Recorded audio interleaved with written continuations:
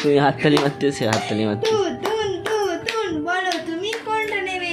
আম এই আম বলতে গেছি, ঘুম থেকে উঠে আগে গেছিলাম। কালু কালু উড়ে ভাবরে কালু।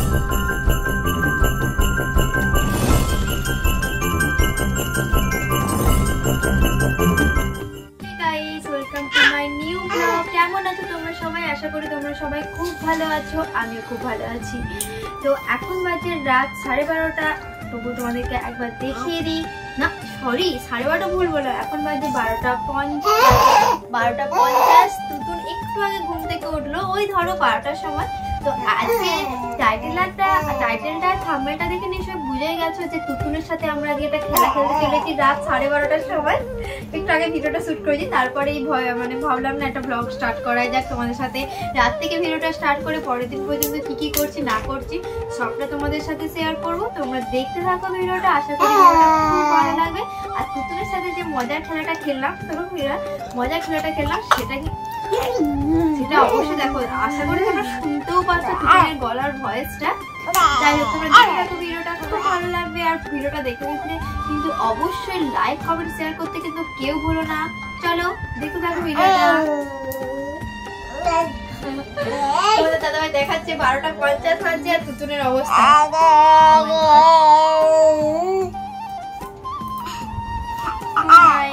এখন বাজছে রাত 12:30। এখন আমরা একটা খেলা শুরু করেছি। এটা হচ্ছে আমার তুতুন সোনা, আর এখানে আছে কলা, পাটা সরো তোমার, আর হচ্ছে চকলেট। তুতুন সোনা কোনটা নেয় আমি এখন এখানে দেখবো। তোমার পাটা সরো, একটু সরিয়ে দাও। আর হচ্ছে যে ওই চকলেটটা আর কলাটা ওইখানটায় রেখে দাও, ওই জায়গাটায়। বাবুকে একদম ধারে করে দাও। মাম এদিকে 1 2 3 স্টার্ট। রেডি চলো, কোনটা নিবে নাও। তুমি সরো না, উঠে যাচ্ছে পাটা। আচ্ছা দাঁড়াও,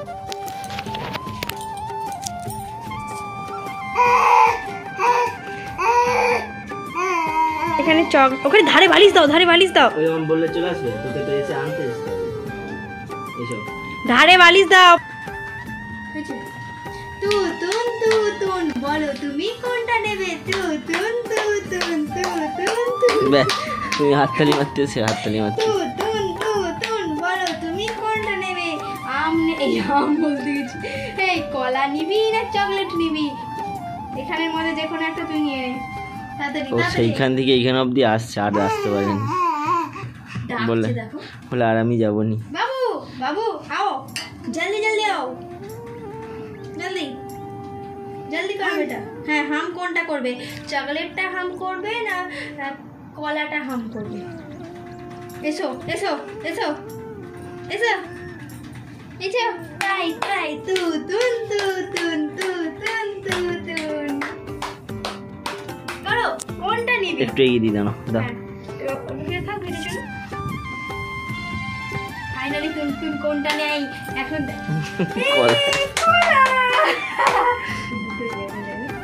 কলা নিয়ে নিয়েছে, আবার নিয়ে ফিকেও দিয়েছে, আবার ফিকে দিয়েছে। তুতুন হয়েছে ফার্স্ট, কলা নিয়ে তুতুন হয়েছে ফার্স্ট। এবার কলাটা কি করবে তুমি? হাম। এত রাত্রে পাপা চকের হাম করবে না তো? 12:30টার সময় কেউ কি কলা খায়? আচ্ছা এটা তাহলে পাপাকে দিয়ে দিই। পাপাকে এটা আমি খেয়ে নেবো। এত বেলা কলা খাবি? ছাড়ি দাও তাড়াতাড়ি। না রাতে কি মানে কলা দেবো নাকি আমি? পাপা হাম করবে? হ্যাঁ মামা ওটা দিয়ে দাও, চকলেট ওটা দিয়ে দাও। মাকে হাত পাতা দিয়ে দিবে, হাত পাতা তুমি দিয়ে দিবে। এটা না হাত পাতা না। ও বাবু এটা দাও আমাকে, কলাটা। বাবু কলাটা দাও আমাকে, দাও আমি একটু খাই। আমাকে দিয়ে দিবে, দেবে? পাপা দাও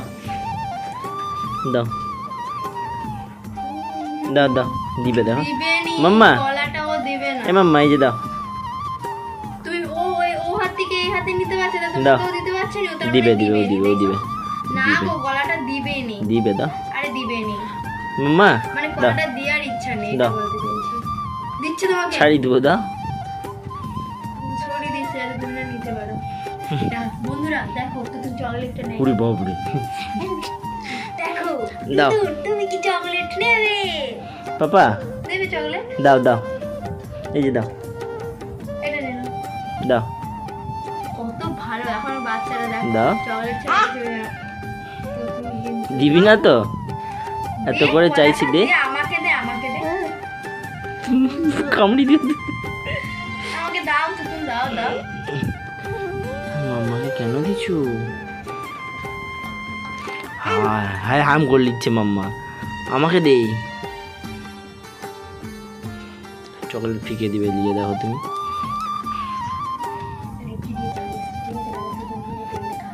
চলো দা বাবা, দা ছাড়ি দেবো, দা এটা দিয়ে দিবে, দা বাবা, দা ছাড়ি দেবো।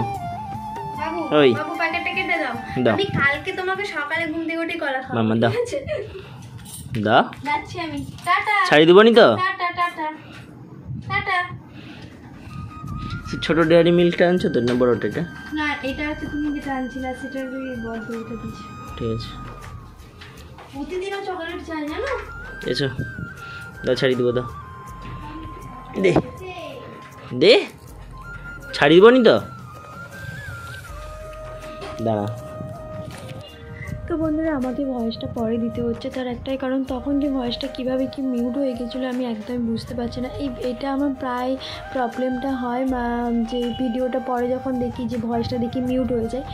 বাদ দাও, যা হয়েছে হয়েছে, তাই আমাকে ভয়েসটা দিতে হলো। এই দেখো তুতুন এখানে চকলেট খাচ্ছে, আর তুতুনের বাবার প্রতিদিনের ডিউটি থাকে ওকে রাত্রেবেলায়, মানে যেদিন ও চকলেট খায় সেদিন ওকে চকলেটটা খাইয়ে দেওয়ার, ঠিক আছে? ও এই দেখো চকলেটটা খাচ্ছে, ওর বাবাই খাওয়াবে, ওর বাবাই ওকে মুখটুকুলো পরিষ্কার করে দেবে, ওর বাবাই সব কিছু করবে। আর ওর বাবার কাছে যেই চকলেটটা খাবে, মানে আমাকে দেবে না, ওর বাবাকেই চকলেটটা দেবে।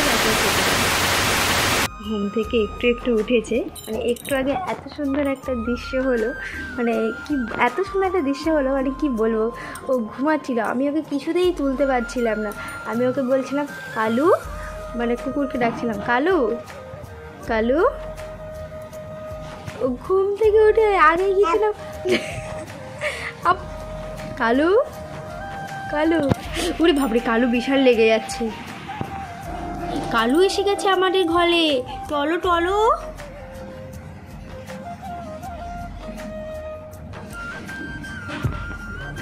সবাইকে বললো টাটা। আমি রাতে ঘুমাই না, আমি দিনে ঘুমাই। একটু সেলিব্রিটিদের মতো একটু টাটা করে দাও তো, এরকম করে, কীরকম করে করে দেখে দাও। ঘুম থেকে উঠে তো কাজ বাজ সব হয়ে গেছে, এবার আমি তুতুনের জন্য রান্না করব। আমি কালকে যেহেতু ঝড় বৃষ্টি হয়েছিল আমাদের এখানে এতই বাজে যে কারেন্ট সহজে আসে না, ঠিক আছে? তো সেই কারণে এখনও পর্যন্ত কারেন্ট আসে না। এখন সকাল 10:30 বাজছে। যে খুব গরমও লাগছে সেটাও কিন্তু একদমই না, খুব গরমও লাগছে না, বেশ ওয়েদারটা বেশ ঠান্ডা ঠান্ডা আছে অনেক দিন পর। আর আমি তোমাদের সাথে আজকে শেয়ার করব আমি তুতুনের জন্য মাছের ঝোল বা অন্যান্য খাবার কীভাবে রান্না করি আজকে, ধরো সেটাই তোমাদেরকে দেখাবো আমি। তো আর সব দিন সব রকম সবজিটা দিই না, তো আজকে ওর জন্য যেটা দেবো সেটা চলো সেটাই তোমাদের সঙ্গে শেয়ার করি। আর আমাদের কী রান্নাবান্না হবে এই গরমে সেটাও তোমাদের সাথে শেয়ার করবো। চলো, এর জন্য দিয়েছি দুটো ছোটো একদম ছোটো ছোটো টুকরো একদম আলু, আর এটা হচ্ছে বরবটি, আর দুটো কুলেখাড়ার পাতা। এগুলো জাস্ট কোনো সবজি তো ভাতে মাখানো যাবে না, জাস্ট দিয়েছি সেদ্ধ করে খাওয়ানোর জন্য। আর দুটো টমেটো দিয়েছি যাতে একটু মশলার মতো হয়, আর একটু পেঁপে দেবো। আর আজকে অন্যদিন ওর জন্য শিঙি মাছ থাকে, তো আজকেও আছে শিঙি মাছ। তো বাবা আজকে টাটকা পোনা মাছ এনেছে, তো সেই কারণে আমি ভাবলাম যে না তোকে একটু পোনা মাছের ঝোল করে দিই। ওর এখন বয়স 11 মাস, ও এখন সব রকমের মাছটা খায়। যেমন এটা কাটতে কাটতে কথা বলি, আর আমি বটি ছাড়া কাটতেও পারি না। আর এই পেঁপেটা এখন আমি কাটবো, আর পেঁপেটা এটা অর্ধেক দেখতে পাচ্ছ, কারণ এই পেঁপেটা এর আগে আমার খাওয়ানোকে অনেকবার হয়ে গেছে, ফ্রিজে রাখা ছিল, ঠিক আছে? তো পেঁপেটা আমি পরপর 3 দিন খাওয়াই, আবার বন্ধ করে দিই, আবার 2-3 দিন পর খাওয়াই, এইরকম 3 দিন করে সবজিটা খাওয়ানোর চেষ্টা করি। এই এতটা পেঁপে দেবো না, দেখছি কতটা কি ছাড়িয়ে হয়, দেখি এইগুলো দেবো। আর এগুলো সব কুকারে আগে প্রেশারে সিটি দিয়ে দেবো 4-5টা করে একদম নরম করে। আর আজকে বাবা বাজার গিয়েছিলো, আমাদের জন্য এনেছে এটা হচ্ছে ওই তো কলমি শাক আছে আর কারি নেই বলে একটু অন্ধকার লাগছে। আর এখানে মা কুলেখাড়া কিনেছিল, এই যে আর বের করছি না, এই যে কুলেখাড়া শাক, এই যে তুতুনের জন্য দুটো একদম পাতা দিয়েছি অল্প করে। আর এই যে গাজর এনেছি, এগুলো তো তুতুন খায়। এখানে আলু, বরবটি, সজনে ডাঁটা, টমেটো, কাঁচা লঙ্কা, আদা এইসব আছে টুকটাক, আর পেঁয়াজ মনে হয় ঢেলে দিয়েছে। যাই হোক সব বাইরে। এখানে আলু কাটা আছে, আমাদের মাছের ঝোল হবে, আমাদেরও আজকে মাছের ঝোল হবে। তো বেশি বক করে ফেলছি, চলো আমি রান্নাটা বসাই আগে। তো বন্ধুরা আমি সবজিগুলো সব কাটা হয়ে গেছে, দেখতেই পাচ্ছ 4 টুকরো পেঁপে দিয়েছি, আর ছোট্ট ছোট্ট করে কেটে বরবটি দিয়েছি, 2 টুকরো টমেটো কুচি দিয়েছি, আর যে 2টো আলু দেখাচ্ছিলাম একটু বড় হয়ে গেছিলো, তো সেখান থেকে একটা টুকরো নিয়ে 2 টুকরো করে নিয়েছি, আর একটা টুকরো রেখে দিয়েছি। বেশি হাবজি কাবজি সবজি হয়ে গেলে ভাতটা আমি ভাতের সঙ্গে মাখিয়ে দিই, তো ভালো লাগবে না, ঠিক আছে। সবজি বেশি মনে হবে, ভাতটা মনে হবে না। সে যাই হোক, ভালো করে একদম 2-3 বার ধরে আমি জল দিয়ে ধুয়ে নিলাম। এবার চলো রান্নাটা স্টার্ট করা যাক। তুতুনের রান্না মানে এর আগে আমি কখনো সেভাবে শেয়ার করিনি, আর করাও হয়নি, সত্যি কথা বলতে টাইমের জন্যই করা হয়নি। আর আজকে এমন একটা দিনে শেয়ার করতে আসলাম, কিন্তু সেই দিনে আবার কারেন্ট নেই, তো রান্নাঘরটায় অন্ধকারের মধ্যে আমাকে ভিডিও করতে হচ্ছে।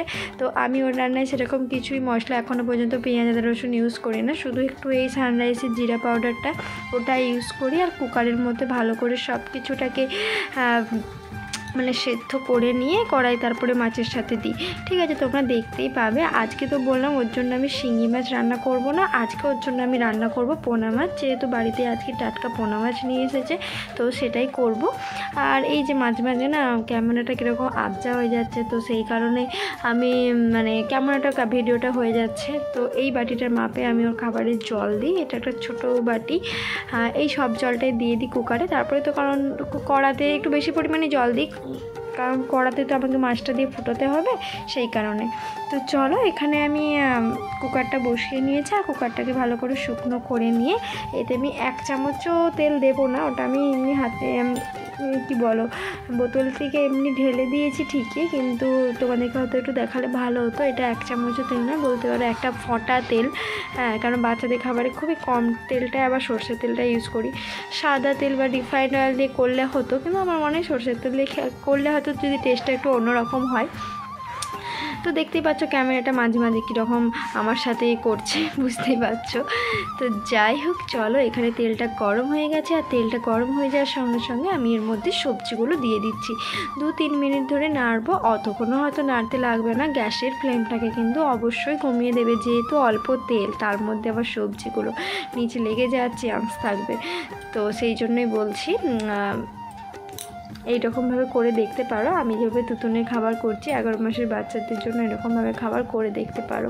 আশা করি ভাই, বা সবার বাচ্চা সব জিনিসটা পছন্দ করে না, যে সেটা তাদের মায়েরাই বুঝবে।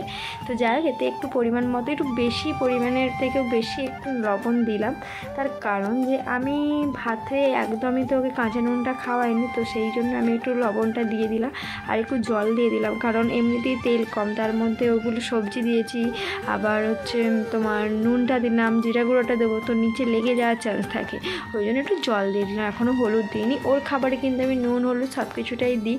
আমি আগে জানতাম, আমি নুনটা দিতাম না, কিন্তু ডাক্তার আমাকে বলেছে যাতে নুনটা দিতে, নাহলে শরীরে ওর আয়োডিনটা কমে যাবে, যে একবারে লবণ না দিয়ে খাওয়ানোটাও কিন্তু বাচ্চাদেরকে ঠিক না, অবশ্যই একটু করে দেবে, তাহলে শরীরে কিন্তু লবণের ঘাটতিটা থেকে যাবে। তো এখান থেকে আমি একটু পরিমাণ, একটু একদম সামান্য হলদি গুঁড়ো দিয়ে দিচ্ছি।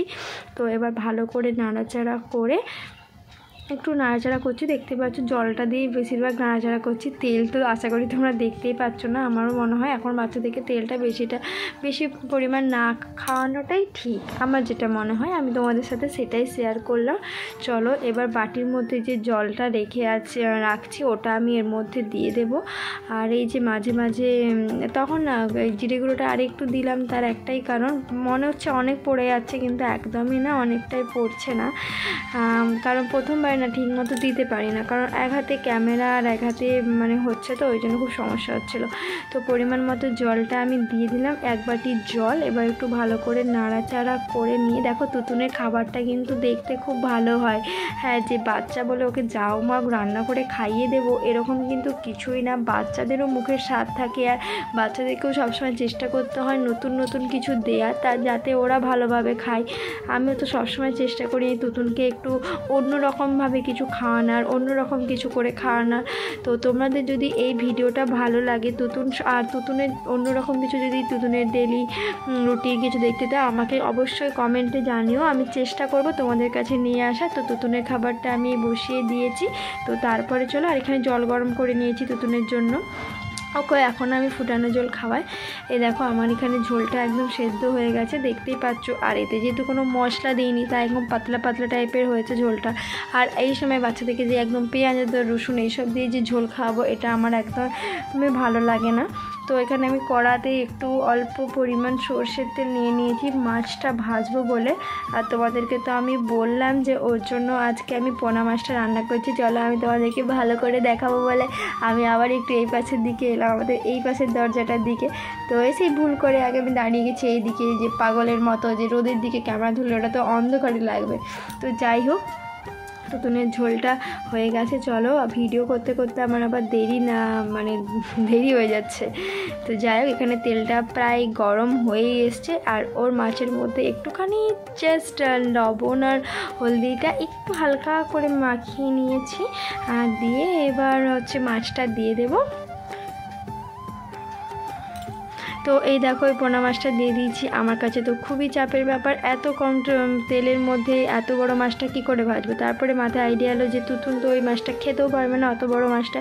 তো আধখানা করে কেটে দিলাম, কেটে দিয়ে আধখানাটা রান্না করলাম। তো এইটাই রান্না করেছি, আর একটু আমাকে তেল দিতেই হয়েছে, আমার কিছু করার নেই।